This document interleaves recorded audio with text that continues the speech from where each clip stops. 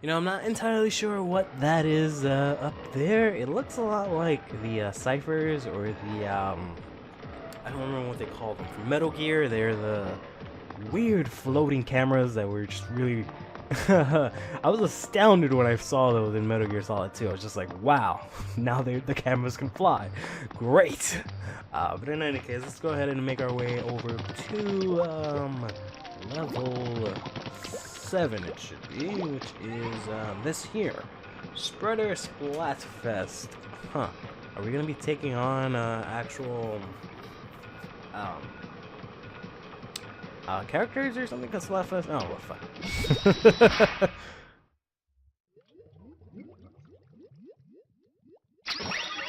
Okay. Oh, this thing. Ink stains and teardrops. So we got these spreaders here, which are basically just I don't know, brushes, rumbas, whatever you want to call them, that are just spreading the enemy's ink onto the ground, which is a bit of a problem for me because, as you know, Inklings can't walk in different colored ink, which makes it very difficult for me to have to navigate through this, considering that they constantly spread all over the place. I think I'm gonna have a bit of an issue finding the sunken scroll in this level, because I do have the guide open and tells me where it is, but it says level 7 introduces the sweeper to the character. Right. While advancing through the level, keep in mind that you can jump on top of sweepers. Jump on top of one of the sweepers and use it as an elevator of sorts to reveal a hidden box containing the 7th sunken scroll. So that's cool and all, but it fucking doesn't tell me where or when to expect that. It just kind of tells you at some point it's gonna happen. I don't know if that's maybe the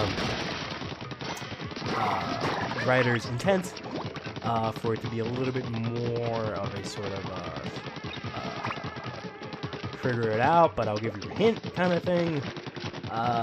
But fucking come on, man. At least tell me, like, you know, tell me by numbers of checkpoints, and then tell me, like, oh, it'll be at this point. I'd rather that.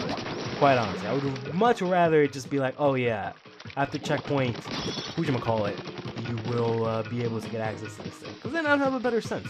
I just have a bit of a, I guess, anxiety when it comes to this, because I don't want to have to miss out on it.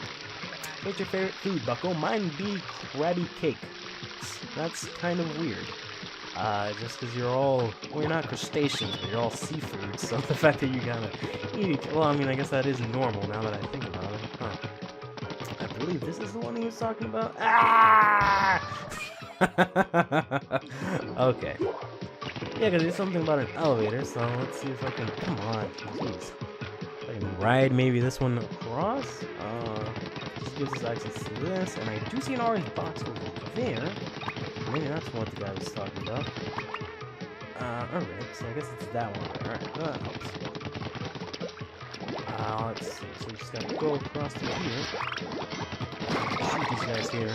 There we go. I've been wanting to talk about something for a couple of episodes now, but I've just been talking too much about myself and Delgado and stuff. I haven't been talking about what it is that I really wanted to talk about. I kind of like woke up and has been trying to record this thought that I've been trying to have since basically I talked about last time where I got all upset about what happened. I was kind of like, oh, well, now I can get back and talk about this.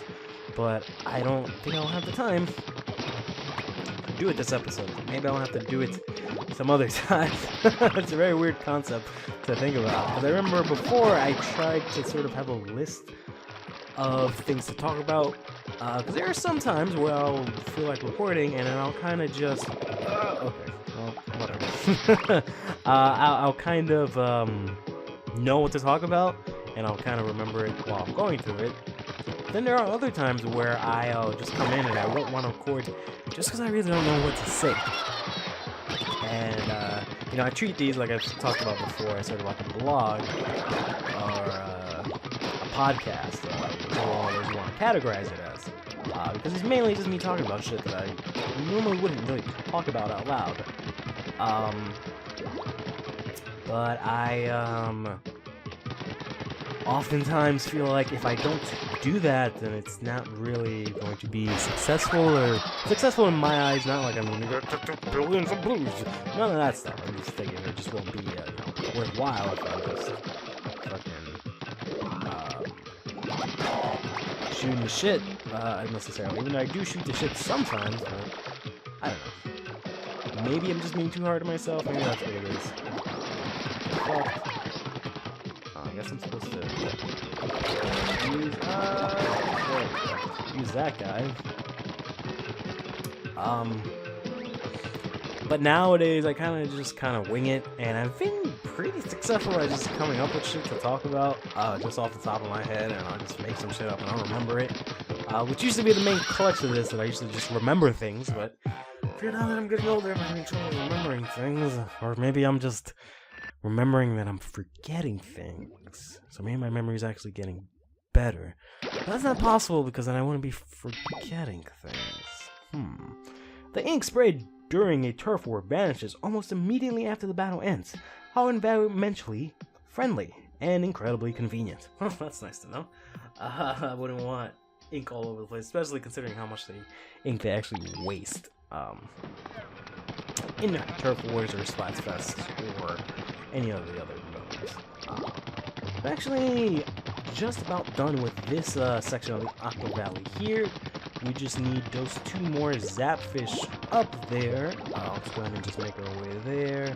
I really gotta get used to the fact that jumping is on the X button, which is probably gonna mess me up because of all of this playing this game. I'm gonna eventually want to start playing Splatoon 2 again, especially now that the whole capture debacle is for the most part resolved.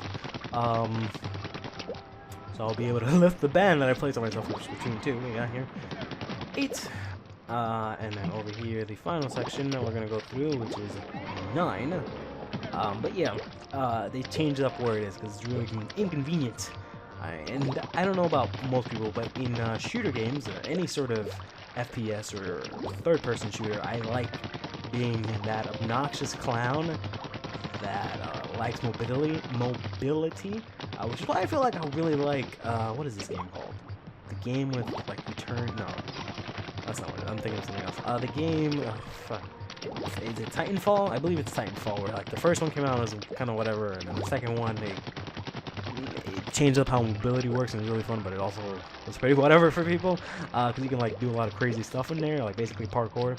I like doing that kind of crazy stuff in shooters. So for example, in like Halo 2, I would be the clown that'd be just running around, jumping, shooting, and crouching in the air, trying to completely juke my opponent like crazy, doing all that kind of stuff. I like doing that kind of stuff.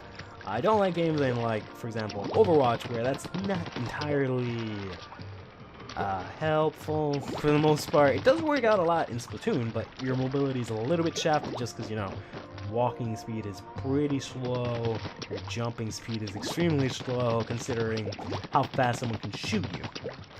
But I still, you know, tend to do a lot of crazy stuff. Like, I'm infamous for kind of just doing one of these sometimes. Just hiding up on I'll go into a corner and I'll just try my best to just hide up on against the wall here. Just kind of like do that and then fucking come out and shoot my opponent and stuff like that. But anyways, I've rambled on for long enough.